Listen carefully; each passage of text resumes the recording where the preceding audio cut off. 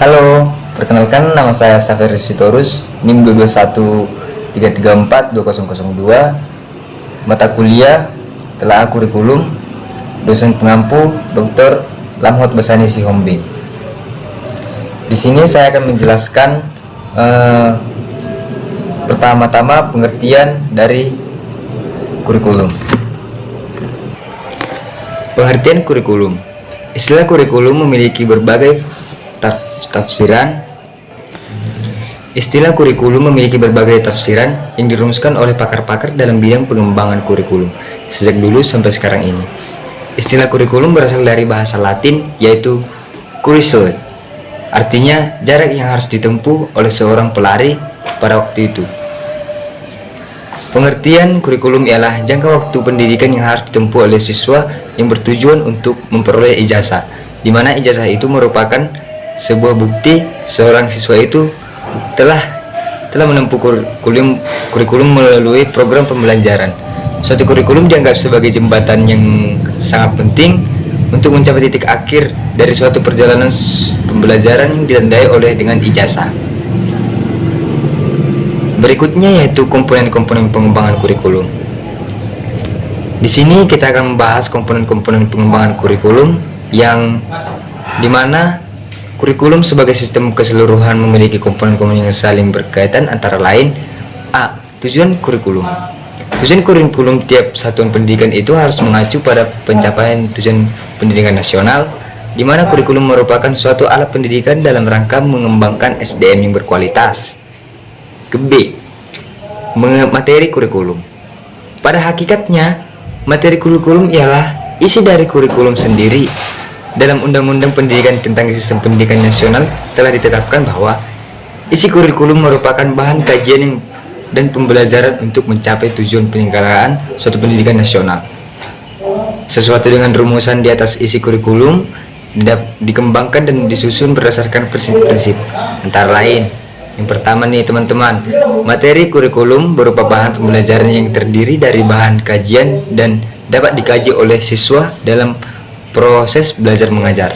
Jadi di dalam materi ini terdiri dari bahan kajian-kajian yang berupa guru-guru akan memberi contoh-contoh atau kajian-kajian untuk membuat siswa tersebut makin mengerti apa nih yang akan dipelajari dan mengerti tentang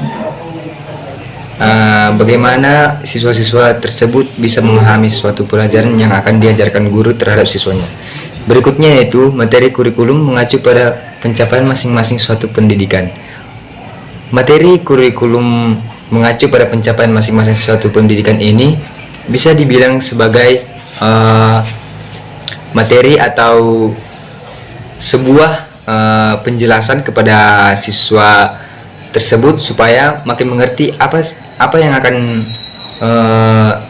topik apa yang dibahas atau apa arti dalam topik tersebut. Yang terakhir nih, aspek-aspek yang terkandung dalam materi kurikulum yang sesuai tujuan kurikulum, antara lain teori, konsep, generalisasi, prinsip, prosedur, fakta, istilah, ilustrasi, definisi. Berikutnya yaitu prinsip-prinsip pengembangan kurikulum.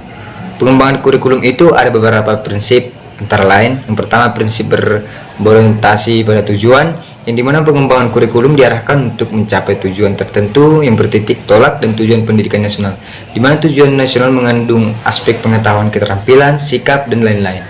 Yang kedua yaitu prinsip relevansi.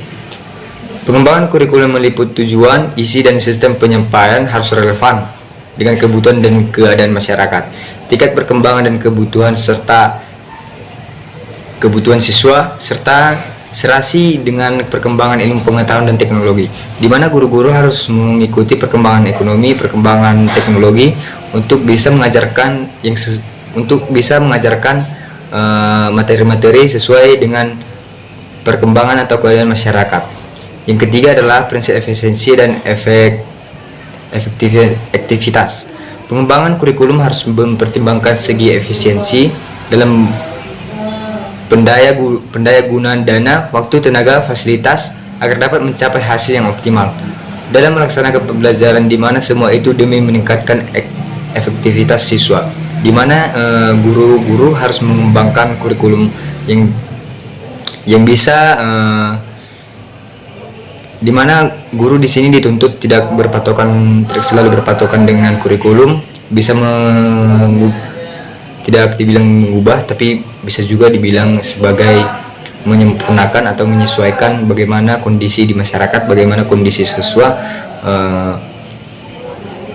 untuk bisa melaksanakan kurikulum yang sudah dibuat oleh pemerintah. Yang keempat yaitu prinsip fleksibel. Kurikulum yang luas, mudah disesuaikan, diubah, dilengkapi atau dikurangi berdasarkan tentu dan keadaan ekosistem dan kemampuan setempat, jadi tidak statis. Yang keempat ini sama dengan penjelasan saya yang sebelumnya, di mana bahwa guru-guru atau tenaga pengajar bisa memberikan suatu didikan yang mengerti keadaan siswa-siswa tersebut supaya berjalan dengan lancar. Prinsip yang keenam adalah prinsip keterpaduan dan mutu. Maaf, saya ulangi, yang kelima adalah prinsip kontinuitas. Artinya bagian-bagian aspek materi dan bahan kajian yang disusun secara berurutan melainkan satu sama lain memiliki hubungan fungsional yang bermakna sesuai jenjang dan struktur pendidikan. Yang terakhir adalah prinsip keterpaduan dan mutu, di mana diharapkan keterpaduan itu bisa membentuk pribadi yang bulat dan utuh. Disampaikan itu dilaksanakan keterpaduan dalam proses pembelajaran. Mutu pendidikan berarti pelaksanaan pembelajaran yang bermutu dan berorientasi dan hasil pendidikan yang berkualitas. Berikutnya itu konsep manajemen kurikulum. Manajemen ialah sebelumnya saya jelaskan dulu ya teman-teman, bagi yang teman-teman yang belum mengetahui apa itu arti manajemen. Manajemen adalah suatu proses sosial yang berkenan dengan seluruh Indonesia dengan bantuan manusia lain dan menggunakan metode yang efektif dan efisien untuk mencapai tujuan yang ingin dicapai. Jadi manajemen ini teman-teman, di dalam kurikulum ini kita juga harus menggunakan sistem manajemen, di mana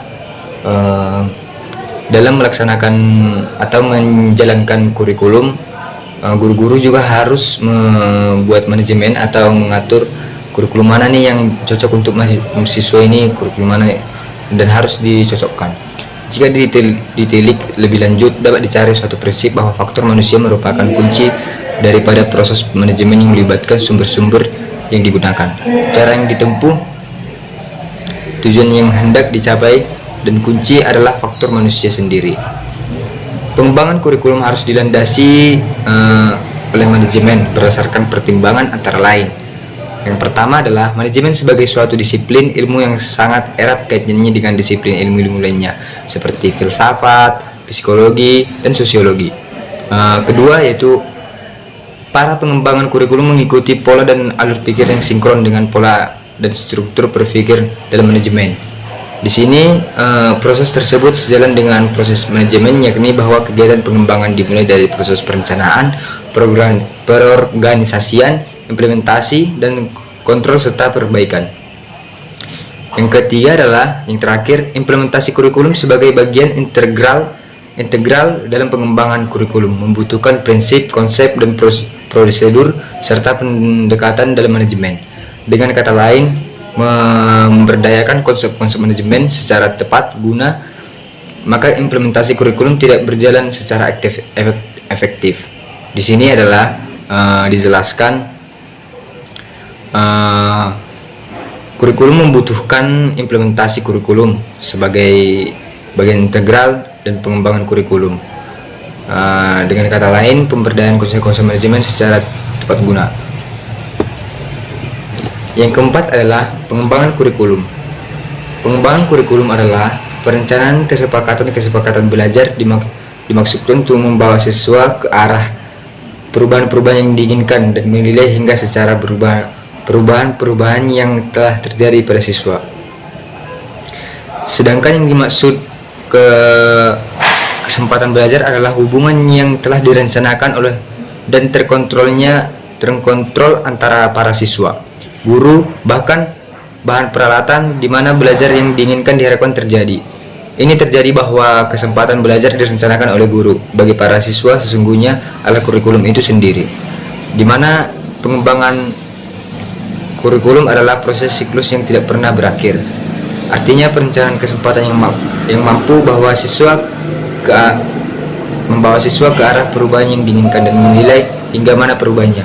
Proses kurikulum tersebut terjadi dari 7 metode penilaian, di mana mempelajari dan mengembarkan semua sumber pengetahuan dan pertimbangan tentang tujuan-tujuan pembelajaran yang baik dan berkenan pada mata pelajaran kurikulum yang secara menyeluruh. Yang metode mengembangkan dan mencoba menggunakan metode untuk mencapai tujuan. Penilaian menilai keberhasilan pekerjaan yang telah dikembangkan. Yang keempat atau yang terakhir, balikan umpan balik dari semua pengalaman yang telah diperoleh yang pada gilirannya menjadi titik tolak bagi studi selanjutnya.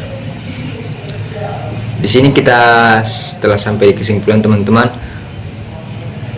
Beberapa pengertian kurikulum yakni: A. Kurikulum ialah pendidikan yang harus ditempuh oleh siswa dalam jangka waktu tertentu untuk memperoleh ijazah.